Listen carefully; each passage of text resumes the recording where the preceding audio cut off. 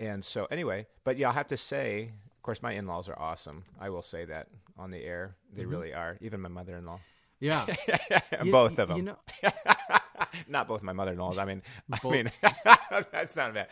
My mother-in-law and my father-in-law, they're great. Happy 2021. You are listening to Reason Together, the podcast for Christians who think about stuff. And hopefully your mind's not blown after 2020 and you're still up to reasoning and thinking through all sorts of details of life and connecting them to a biblical foundation. I'm your host, Daniel Fox, here with my good friend, Tom Balsamo. Hey. How are you, Tom? good. Happy New Year. Thank you. Likewise. A couple weeks late here. Yeah. Into the new year. But, Well, yeah. I was just looking at our list, and we haven't talked in a while. We haven't podcasted in a while, and so we've got a bit to talk about. I know we're not going to be able to cram it all in one episode. Yeah. So, yeah. Not. So, I've got some advice for some thoughts for our listeners as we enter the new year, but also want to say that this might be our foreign car episode. Yeah, and so you hang on and listen with us. We want to thank our patrons over at patreon.com/reasontogether who have subscribed all the way from a student level to an elite level to support us on an episode by episode basis, and want to thank you so much for doing that. Yes. As we enter this new year. We do appreciate our patrons, and to all of you who even aren't patrons, we appreciate you for listening. Yes. I will mention at the outset, be sure to go to reasontogether.fm, and if you're not already subscribed to receive the show notes, go ahead and sign up to receive those by email, because we don't know if we're going to get throttled or not at some point because of some of the subject matter that we have in our metadata. Now, people are talking about the censoring of free speech and information on the web and everything. We're a small fish. We're probably not even known, really. I'm sure we're not. As far as being a source of conservative Christian information on the internet. But, oftentimes when they go after the big fish at first, after a while it gets to the small fish. Yeah, right. It's so, all part of the same pond. another year or two, it might be a little harder to find our information on the web with the way things are going. We're not scared of that, but, just in case, go ahead and subscribe to our show notes and you'll get email notifications when there's a new episode. And subscribe to get the automatic downloads on whatever podcast player app you are using. Yeah, and while Tom's saying that, let me just mention, if you're aware of some of what's gone on with tech, or big tech as they say it, in the last week and a half, or the last year and 4 years. Depends on what you're talking about, yeah. Yeah, especially the throttling here in the last week and a half. I wanted to mention a couple alternatives to our listeners. If you say, I'm getting tired of this, but Google is just so pervasive in my life. It's become a word like Band-Aid. You get an adhesive bandage and it's called a Band-Aid. Well, now if you need information, you just say, well, let's Google it, because Google has become so big and pervasive, and I understand that. But just a couple thoughts. You can, on your iPad or on your computer, I'm sure even on your phone, you can change your search engine in your settings. And if you go to depending on what device you have, whether it's a Windows or a Mac, but you go to some sort of a settings. I know I'm more familiar with the Apple side of things. And if you go to your settings and you go to your search engine, it will give you the choice. And I've changed mine to DuckDuckGo instead of Google. You can change to DuckDuckGo, and that way you're just sort of detaching yourself in one way from that whole platform and from their search engine and their algorithms and their handling of information. And similar to that, you mentioned here, I'd say maybe more than a year ago. Yep. Somebody might think, well, okay, so I don't use Google, but I have a Gmail account. All right. Well, if you really want to take another step, and I'm not saying you have to, but if that's something you want to do and you want to move from a Gmail account for some more privacy, you can go to Proton Mail, and I know that's what Tom uses. Yeah, Proton Mail is great. It does have an iOS app. I don't know about Android because I'm not on Android, but there's also desktop, of course, and it's a very secure private email. They don't sell your information to advertisers like Google does. And I recommend also using it in conjunction with a browser called Brave, which has pledged your privacy. You won't see any ads, which is nice. I have that on my laptop PC. Yep. Yeah, Brave is a great browser. So get rid of Safari. Get rid of if you're in the dark ages, Internet Explorer. Get rid of Firefox. Get rid of all those. Use Brave. It's much better, and it's faster in a lot of cases than other browsers with the Chromium platform that it's built on. But it's very private and no ads and all that stuff. So check out Brave and use DuckDuckGo and use Proton Mail, and it'll be better. There you go. One small step you can take towards making some sort of a difference. Yeah, and we might even have to do some thinking as a podcast here, whether or not we want to continue keeping the podcast on Facebook and Twitter at some point. Yeah, right. I know there's a lot of thought with some that say, well, we need to stay in those places and try to be influencers. And, I don't know about that. Twitter took a huge stock hit the other day because so many users were leaving the platform because they object to it and to what they're doing as a platform. So it does work when people get together and say, we're not going to be on this platform anymore. So, but... There you go. Now, back to our personal lives here for a few minutes. I know you're just on the cusp of finishing a major project that you've been working on for weeks, and I'm happy for you. Months, yes. Months, yes. Wow. Yeah. So what else what are you going to do with all your free time? I'm going to start the next project. Yeah. No, I finally finished the salon stations for the local business here that had contracted me to build 6 salon stations. And a station is the thing that the stylist stands in front of, keeps all their stuff in. It has the mirror on it that you look in when you get your hair cut and all of that. So it's a big cabinetry job, and I'm a one-man shop, and who occasionally has his kids and wife help him out. But yeah, those are finally done, and now I got to move on to the reception desk. But phase 1 done, and it feels good. All right, good. Yeah. Well, my wife is out of town for a few days to a wedding, and she took our oldest daughter with her.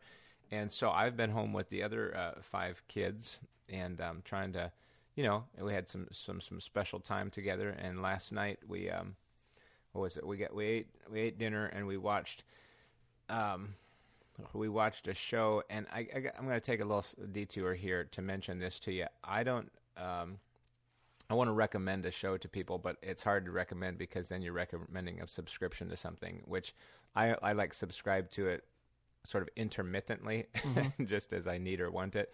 But it's called VidAngel, and that's a whole nother topic. And what it does is it filters movies, and that's a whole nother topic as far as, what you think about that. Yeah. But along with it, not only does it do that particular thing, it also offers a couple shows of its own. Now, one is ridiculous, but one is called Chosen, and it's actually episodes portraying the life of Christ, believe it or not.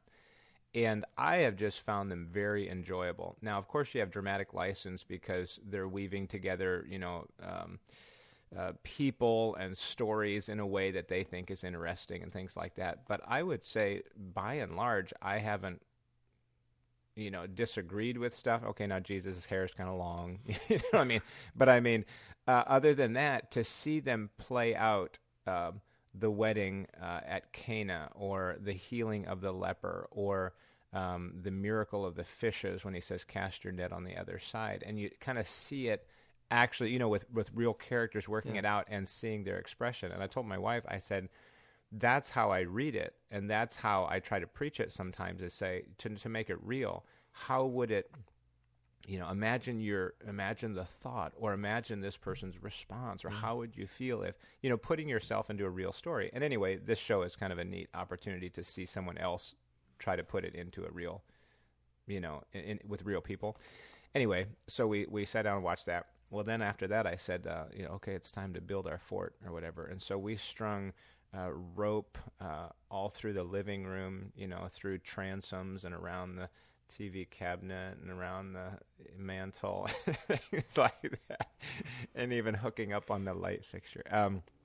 And then we clipped blankets over the ropes, and we made a fort inside the living room, and then we all slept in the fort. We went and we made our smoothie. We made our flurries, and had the candy mixed in the ice cream, and we ate our snack. Man. And then later we came back after doing some tech time, what I call tech time, and then we slept in the fort. And so if I say some incoherent sentences this morning, it's because the quality of sleep was really terrible. But we were all there together. And so anyway, that's what's going on here in the last 24.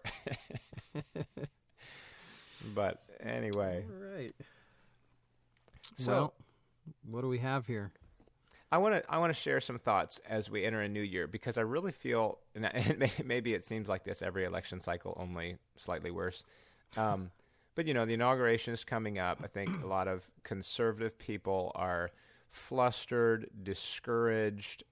They don't know exactly what to do. I know I, as a pastor, have been doing thinking on how to plant the people, what direction to point their minds, how to give them a perspective, thinking through how do you handle what's going on, so in my preaching here in the coming weeks and months, what to do. But just for our listeners, I wanted to here's 3 thoughts as we enter the new year.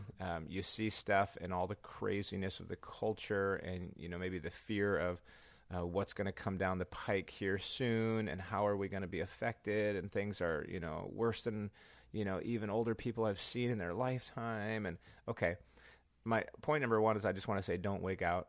Yeah. Okay. Just don't go crazy and throw yourself overboard. Don't wig out. Number 2, develop a friendship. If find somebody to be a quality friend and befriend him. And develop that relationship. Don't be a loner necessarily. And number 3, I would say, consider a change of perspective. Just there's a few small things. I know that may seem kind of vague, but maybe there's more to what you're seeing. That if you study the scriptures, you say, "Hey, whoa, okay, it's not as dire as I thought it was. There's a different perspective, which causes me to focus and fixate on a proper object."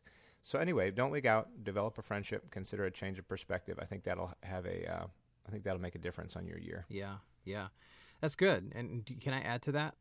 Yeah, you bet. A few Absolutely. things also, because I think it is easy for us to feel very hopeless and discouraged, and we sometimes tie our national happiness as conservative Christians to a president, and I don't think that's a good idea. No, it's not. I think we need to go above and beyond that. And I know that Psalm 37 is a good encouraging passage to think about. Fret not thyself because of evildoers. Several statements in there. Sure. Trust in the Lord and do good, and so shalt thou dwell in the land, and verily thou shalt be fed. And then there's one passage in there that specifically kind of struck me, seeing how frustrated and angry many Christians, and even myself at times, are feeling with the state of things. Is in that same chapter, Psalm 37 and verse 8, it says, "Cease from anger and forsake wrath. Fret not thyself in any wise to do evil. For evildoers shall be cut off, but those that wait upon the Lord, they shall inherit the earth." It's a very fitting passage for what we're dealing with. And then the other thing I was thinking too, I was listening to a sermon the other day, and it was a very encouraging message. And the preacher brought out of the book of Philippians how they lived in a very troublesome time. There were adversaries. mentioned that they had to deal with. There were false teachers they had to deal with. There was persecution they had to deal with. And of all the things you could encourage a church in that circumstance to do, one of the things that is said to them in Philippians chapter 2, let me see if I can pull it up here. He says, do all things without murmurings and disputings, in verse 14. Yeah, internal. Yeah, and I think it's really easy in the midst of troublesome times like the church in Philippi lived in, like we live in. It's interesting to complain and dispute in hopes that some solution will pop up in our conversations. And I think the problem with doing that over and over again is that we have hope that doesn't get fulfilled. Because complaining and disputing about it doesn't make the solution come. And you know, it's Proverbs 13:12, I think, that says, hope deferred maketh the heart sick. And what you're going to end up having is a bunch of Christians with sick hearts because they're constantly complaining and disputing about society when there's seemingly no hope, no solution that comes from doing so. So fret not thyself because of evildoers. Yeah, good.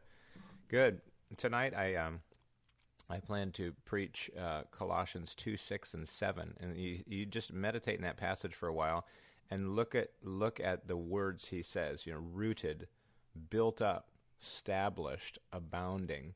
That's what we need to be, and that's what we can be in Christ if we have the right perspective. And so anyway, we need to be rooted and not just driven about and scared and fearful. So Yes, very good. All right. Now I mentioned this was the foreign car episode. Should we launch into that there? Sure. Yeah. I mean, is it sin to buy foreign? No. No. I'll tell you, I married into a Ford family. My father-in-law worked for 33 years in Ford and a company that spun off of Ford. And he was an engineer that designed throttle bodies. And so anyway, but yeah, I'll have to say, of course, my in-laws are awesome. I will say that on the air. They really are. Even my mother-in-law. Yeah. Both of them. You know, Not both my mother-in-laws. I mean, that's not bad. My mother-in-law and my father-in-law, they're great. You know, me too. And I don't know why it's such a stereotype where people joke about their mother-in-laws. Yeah. My mother-in-law's fine. There's nothing wrong with my mother-in-law. I have a great mother-in-law. I don't know why everybody always makes the joke, but guess you can't. Yeah, well, guess you can't all be like Daniel and I. So. Yeah, well, when you got awesome sons-in-law, I mean, how could you not be a good mother-in-law? But anyway, I just say they're great, and I say that because, like you say, that the mothers-in-law typically have that stereotype, but the fathers-in-law, anyway, they could be a thorn too if they wanted to, and give you their advice and stuff. Well, anyway, the whole people get riled up about the car things sometimes. Well, he doesn't. As far as the Ford thing, he buys Fords and he worked for Ford, and he'll say, "Oh, you ought to look at the Ford on that." But that's about as far as he'll go, Mm-hmm. And so I bought a Chevy Suburban. It was awesome. And, he was good with it. I think, if it safely transports his grandchildren, everything's going good. He's a balanced, godly man. Yeah. So, with all that, well, we just recently bought Nissan. And that was first for me to actually go foreign like that. But we had read on it, and, we're a larger family. I wouldn't say huge, but I'd say we're a larger family. And so, and the boys are getting tall. I mean, they're approaching my height. And so cramming everybody into the Suburban, for a long trip, you kind of need some room there is nice. Not that it doesn't work, but by the time you get, both bench seats filled up and my wife and I in, and we've got our food bag and everybody's got their backpack and the pack, back's packed to the hilt or whatever. Mm-hmm. There's not a whole lot of room. So we saw somewhere, maybe my wife got onto this, a Nissan Envy 3500, and it sounds envy like jealousy. Mm-hmm. It's not actually ENVY. It's NV, the letters NV. So you could say this preacher has envy, but anyway, it is an NV 3500, and it's kind of a beast. It's like 20 feet long, seats 12, but it's got a towing capacity that's great. So we've got I guess you'd say a small, medium camper, and I think it'll pull it well. But anyway, for the kids, I mean, just right away, it just seemed great. It's got power. We love it. We love it. So anyway, that's my foreign car story, and I'll just have to tell you, so far it's been nice. Yeah. Yeah, Nissan. But I mean, growing up, I kind of was like, and I don't know that Dad didn't really hammer this into us, but I think Dad was kind of an American car guy, I guess. In a sense, the concept somehow of buying foreign was just sort of, And I know that now in this day and age, there's all kinds of foreign cars around. Sure. Maybe not. It wasn't that way 35 years ago. But anyway, so we launched into that realm, and there you go. Yeah. We enjoy that one. But you also have been looking. Now, have you had foreign cars for a while? I don't exactly remember. I've had a bunch of different cars in my life. My first car was a Buick, and that was when I was still in high school. My uncle gave that to me. And it was a Park Avenue. Yay. Yeah, it was a nice car. And that did okay. We did own a Nissan Altima once, and I've owned a Ford. I owned a Toyota Camry, and then the most recent car was a Chevy Equinox. And that's... So you been bouncing back and forth. Yeah. And so far, the only one that was ever really worth its salt was the Toyota.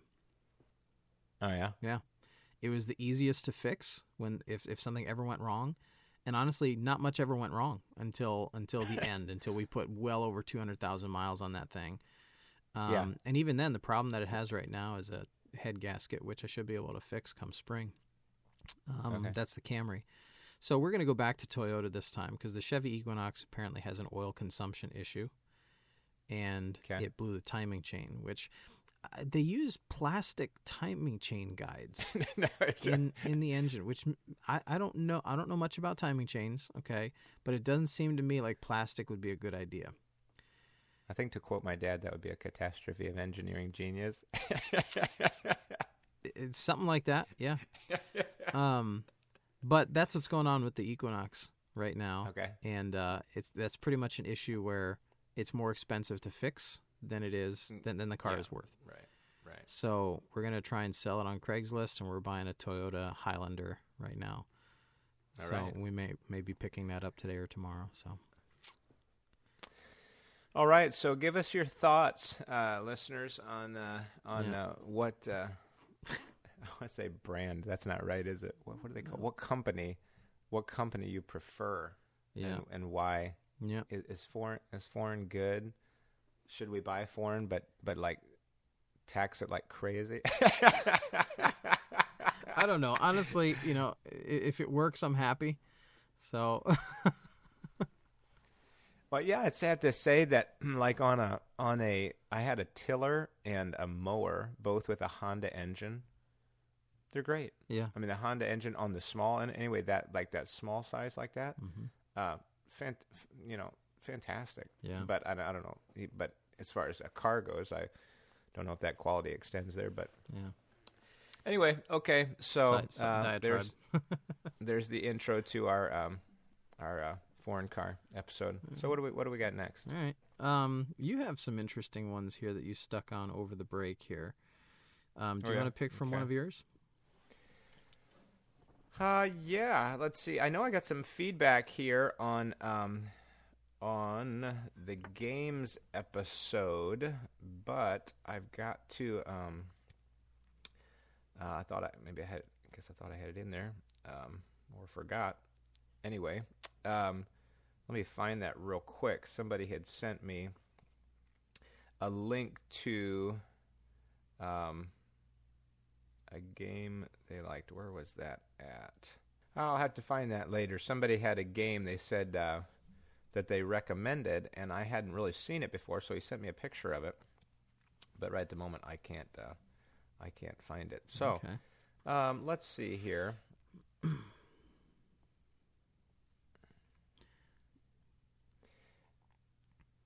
While you're looking, I do have a quick listener question that we can actually refer back to a previous episode. Okay. This is a listener question from Scott, and this is on geocentricity. And the question is, he says here, what are your thoughts on geocentricity as the Bible clearly teaches it in many places? The biblical argument is much easier than the scientific one, mostly because everyone is anti-geocentric and groups it together with being flat Earth. Even among young Earth creationists, geocentricity isn't accepted. He has a couple links here to some other articles and YouTube information. He says, thanks, I really appreciate and enjoy the show. Good question, Scott. If I could refer you back to episode 76, we actually talked about geocentricity a little bit. So I don't know that we'll take time to go ahead and re-answer it here since you can download that. I will just say this, one important thing to make sure of, and you can apply this to whether you're listening to us or to anyone else. Just because someone sounds very confident and very dogmatic and very sure of what they're saying is not a guarantee that what they're saying is right. You have to do your own homework. You have to do your own thinking. Just because someone has a bunch of letters after the name doesn't mean they're right about everything either. And like I say, you can apply all of that to whether you're listening to us or anyone else. You have to do thinking on your own and come to your own conclusions. But if you're interested, check out episode 76 where we do talk about that, and that might help you. All right. I wonder if in the past you've heard, some sort of an illustration given in a message, that draws this kind of point. If you found out that you were going to die in a month, or in 3 months, would you keep doing what you're doing today? I guess I'm wondering, is the idea of that kind of illustration to say, if you would change what you were doing today, if you found out that you were going to die, you shouldn't be doing what you're doing today. You know what I'm saying? Have you ever heard that kind of illustration that says, what would you do differently? I have heard that logic before. On its face, I don't know that I buy it, but go ahead, continue. Well, yeah, I guess first, to be fair, I guess I'm maybe creating sort of a straw man. I think I've heard the illustration before, but not that I can remember exactly. But the thought is that, if you found out you're going to die, what would you do different? Okay, well, first of all, I guess what's the point of asking that to say, because if it's to say that you need to live every day as if you're going to die tomorrow, I think that maybe has some issues kind of built into it. Yeah.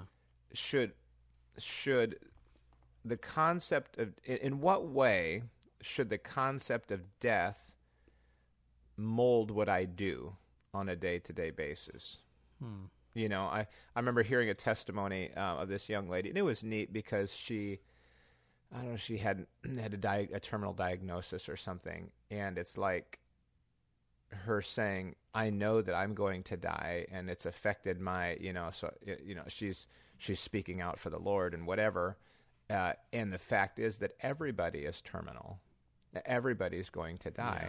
Yeah. And that's a fair point to say that if we're living in such a way that we're so rooted into this earth and we're just loving comfort and we don't look to eternal values because we're so engulfed with ourselves, well, then it does help. And I told somebody recently, part of being a pastor, and it seem like I go to a number of funerals, and I like that because funerals give me perspective. They're sobering. They cause you to think again and say, how am I doing? If that was me, what would I have left behind right now? Yeah. What have I done that has influenced my children? Or how have I influenced people? And so to me, and Solomon says the same thing, the house of mourning versus the house of feasting, and the value of that. So I understand that there's a value in understanding the brevity of life. Sure. And your own mortality, and that you have to realize I only have a certain amount of time in which to work. But to say,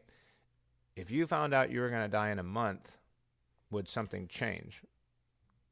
Well, first of all, let me ask you a question, Tom. If you found out that you were going to die in a month, you got diagnosed with something, and boy, it's just going to take you, and there was just no turning back. What would you do something differently for the next 30 days than you're doing now? Wow, this turned dark quickly. That's something. We're going to bring it. We're going to bring it back to a light side here in a little bit, but I just want to sure. take a step. I don't know that I could give an answer to that I would trust. Because that's fair. That's good. That's one of those things that I don't think you'd really know what you're going to do or what you're going to say or what you're going to think until you're right up on that. Mm-hmm. And someone who is qualified to answer that would really only be someone in that situation. So I could say what I think I might do, what I would hope I might do, but I don't know what I would do. If I had only a month to live, I suppose my first thought, where my mind's going right now, is that I would have to think I would have had a month anyway. It's just now I know about it. You know what I mean? Right. So the time of our death, I don't think changes, right? I think God knows when He's going to call us from this mortal coil, and that's when it's going to be, regardless, for everyone. They have a set and appointed time. But the difference is that now I would have a clock on it. Now I would know about it. Mm-hmm. But it doesn't change the fact that I still would only had a month. And I suppose maybe thoughts like that would enter my mind, but I'm not sure. Now, go ahead. The question of would I do anything differently? And if I do, does that mean that what I'm doing now isn't right or isn't good? The reason why I don't think that is accurate or fair is that we live kind of with the presumption that we have time. Yeah, right. And only because we don't see a visible clock on our own life. And I don't think that's a wrong presumption. The Lord still has me here. I might as well just live as if I have time and just use it to the fullest, whatever I can. And with the presumption that we have time, we get as much done as we can. We do what the Lord wants us to do. We try to redeem that like the Scripture tells us to and be productive and such. Would it change what I do? No, but it might change the rate at which I do things. It might change maybe some of the focus a little bit of which things I do and which things I don't do, because now I know my time is limited and such. Yeah, that's a good point, a good balance there, because obviously, if I it seems to me like if I had a month left, I would maybe take the opportunity. One thing is to say call unsaved relatives or unsaved folks and say, I've just been given a diagnosis and I'm not going to be here much longer, and you matter to me and your soul matters to me. And I want to, before I die, I want to give you the gospel. Would you give me that chance? And in that scenario, they probably would. A lot of people would. Yeah. They would grant you that opportunity. And so, like you say, not that I don't witness or wouldn't witness, but all of a sudden the rate at which I do and the way in which I do would change. But, say somebody, and I'm not really a big golfer, but once every 2 years or something. But so say somebody has a habit of golfing, is that wrong? No, that's not wrong. Mm-hmm. As a pastime, if that's what gives them relaxation and kind of recharges them to keep doing what they're doing, everybody has some sort of relief valve in their life, or would be helpful if they did. But if I found out I had a month to live, would I spend, a couple days in the next month golfing? No, probably not. Because there would be, more highly productive activities, but it doesn't make golfing wrong. Right. It just means. So I think the distinction you draw maybe as the same life, different rate. Maybe helps with that. Well, and as a Christian too, that you're not really losing anything by spending your final time working. And I don't mean like occupationally working necessarily. I mean, focusing on doing what the Lord wants you to do. That's not lost time to you because you have eternity to rest and spend with the Lord. Whereas for the unbelieving mindset, they got to do all the fun and entertainment and rest that they can do in this life, and that's all they see that there is. Yeah. I didn't think of that perspective. So if I knew I had only a month left, I don't think it would bother me to spend it being as busy as I could for the Lord. Now, I would say maybe where that, I say illustration, but where that illustration could help is if somebody says, okay, I'm gonna die, and I know I'm gonna die, and this is what I want to accomplish before I do. What they just did was they just highlighted their priorities, their values. Yeah.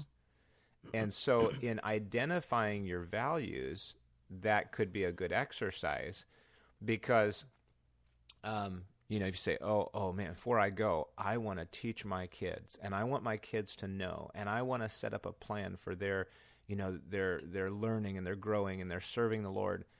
Well, shouldn't you be doing that now? How aggressively are you taking time now to try to proactively chart a course for your family? Yeah. Well, you say, well, but if I knew I was going to go, man, I'd want to do it.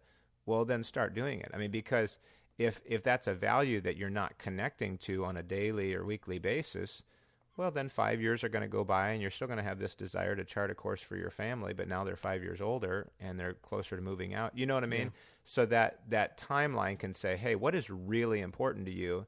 If that's really important to you, if that's something that you would act on in the next 30 days because you knew you didn't have any more time, then maybe that's something you ought to be acting on in the long term, even if you've got another 40 years. Yeah. Because that is a value, a priority of yours that you sense is something that's so important. Yeah. And, you have to wonder also, to kind of go back to something I said a minute ago about doing things for the Lord in your final days. Some people the Lord takes suddenly, and then other people, they know that they have a set amount of time left and there's nothing they can do about it. They're going to be gone. You have to wonder if the Lord gives that to some people as an opportunity, as a tool in a way to do His work, because and really, just to be an influence for Him. Because you'll get a lot of people will listen to you who wouldn't otherwise, if they know you're in that situation. You know what I mean? Yeah. Like you said, right. You would call Yes. relatives who need to hear the gospel and whatever. They would probably listen to you if they knew that you were kind of their dying wish. Whereas before, they might not have even cared to listen to you. They might have even been rude to you or whatever, I think there's a lot of opportunity, in a sense, to be an influence in that situation. Yes. And again, I don't know what it would be like to be in that situation, obviously. So I'm just kind of supposing here. But it sure seems like that can be a great opportunity that the Lord can use. And I've seen Him do that before, many people. Yeah, good.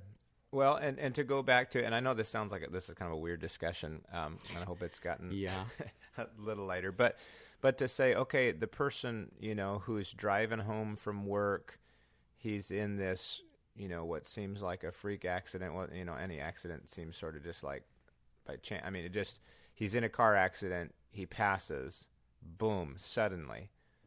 And he doesn't have that opportunity, that 1 month opportunity or that 3 month window that somebody else did. It's just done.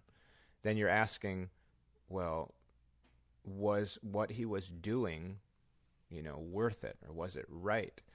Well, sometimes I think we can get a wrong perspective of what it means to live. We used, he's sold out. God working mightily in your life. God wants to do amazing things through you. Well, the guy's driving home from work, for the 5th day in a row. And he's going to go home and he's going to mow his lawn and he's going to help his wife do the dishes. You know what I mean? And he's thinking, what do I do that really, what do I really do that changes the world? And how is God working in an amazing way in my life? You know what I mean? But is that guy like that? If he dies suddenly, had he wasted his time in his life? No. Not if he was walking in the Spirit. Yeah. Not if he was, daily just saying, Lord, what do you want me to do? But part of even a productive Christian life is going to work. Yeah. Is maintaining your home. Taking care of your family. Is talking to your wife. Right. I mean, and so it's things like that if you're living, you can be living what we might call a normal life. I mean, you're living this, it's not a biography life, if you know what I mean by that. Yeah. That we write these biographies like, oh man, he did all these amazing things, and we cram 50 years of amazing stories into a 200-page book about somebody, and they're like, oh man, they did this and they did that and they did that. Well, what am I doing? I'm just working, and I help out in my church, and that is the danger of the Christian autobiography and the Christian biography, is that they can make normal people feel very inadequate. And I think it's good for kids to grow up reading biographies of great Christians, but it's important to not romanticize that, because you're going to feel kind of like a failure as just a normal, faithful person. Yeah, and so to me, to say, you ought to keep, moving forward for the Lord. You ought to be sensitive to listening to His Holy Spirit. You ought to be surrendered to His Word. You ought to be, you ought to be a student of His. You ought to be seeking Him. Yes. So I don't mean to just sit around for 3 hours every night watching football and sitcoms and all that stuff, and then going to Sunday morning service, and then feeling good about it. But I am saying that if you're being sensitive to the Lord and you're saying, God, I want to serve you, and the way He has you serving Him is by raising this young family and working hard and doing all the maintenance jobs, and then you end up dying, quickly. Was it a waste? No, it wasn't. And because you say, well, if I'd have had a month, I'd have done this, and I'd have done this, and I'd have done that. Well, you should be doing that now. Yeah. Well, no, that's a different scenario. Yeah. Like you said, I don't know what necessarily what I'd choose, but that is a different set of circumstances. And the circumstances, since you don't know the end of your timeline, it could be in a month, but you don't know. And so what you do now is you sit down tonight and you balance your checkbook, and tomorrow you're gonna maintain the car, and the next day you're gonna. You know what I mean? Yeah, sure. I'm just saying, you're going to live what we call a normal life, and that's okay. Yeah. So if you could know the exact day that you were going to leave this world, would you want to know it, or would you rather not? Right at the moment, off the top of my head, I'd have to say I would rather not. You'd rather not? I'd rather not. And I guess, and my thought for saying that is because that it's almost like it would, and maybe I could handle it in time, but it would be like this prevailing thought. I only have this much time, or I'm going to go. I'm going to have to say goodbye. It's going to have to be over. Where right now I can just not fixate on that, love my wife. Now, and I guess still, though, I have to say that, it's not an uncommon thought to think, one day one of us is going to have to say goodbye. Mm-hmm. You know what I mean? And that's going to be gut-wrenching. Yeah. But my first thought is I'd want to know. Would you want to know? Yeah. I mean, not that I'm anxiously wanting to know when I'm going to die. That'd be kind of weird. But if the opportunity was given to me to know, I think I'd be curious enough to want to know. And, because it's like, it would almost be like a relief in a way to be like, oh, okay, all right. And then you just kind of accept it and say, okay, well, now I know when that's going to be. And it almost become like a normal, okay, well, that's the day I'm going. Hey, what's the date today? Oh, well, another few more days. It's like you kind of know and be able to kind of, normalize it in a way. I don't know. But again, I'm just kind of talking, off the cuff. Now that's a weird question. weird question. No, it is interesting though. What would our listeners do? Yeah, ask her. Maybe we should ask our listeners. What would you do? Would you want to know? Yeah, right. Yay or nay? Would you want to know the date that that you leave this world, and give reasons, why or why not. Okay. All right. And I guess I almost want to loop back, but then I don't know if it just like starts chasing the dog around the room. But if you knew when you were going to die, okay, even if it was 25 years from now, okay, I'm going to die in 25 years on such and such a day. Would that somehow work into your master plan of, okay, I got to get this done, I got to get this done by this date, so I better start planning this out? Well, for me, blah, blah, it blah. probably would. Yeah. It seems like it would. Yeah. And I guess that would be good. Maybe. But if the Lord chooses then to not, on a typical occasion, to not let people know the date of their death, which is common, right? Nobody knows. Mm-hmm. Then the Lord must have some wise reason that we don't understand as to why he prefers to leave that information unknown. Yes. That's good. That's good. Well, that was, we have really like kind of bounced all over. I know. I think it's just this morning. Pent up conversational, angst from having several weeks off here. So now you know how to come into 2020, or excuse me, yeah. No, don't do it again. How to come into 2021. You've been introduced to the concept of foreign car buying, thought about the day that you're going to die. Yeah, exciting way to start the year. Yeah, right. And some Google alternatives. Yeah. So there you go. All right. Well, I mean, what more do you need to start a productive year? That's right.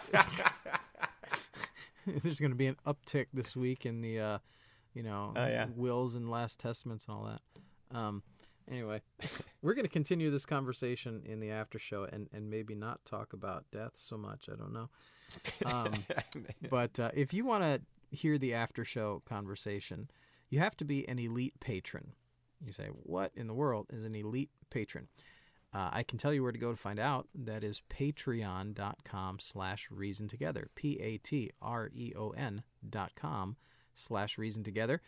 There are several options there. You can choose from student or standard or premium or elite member level.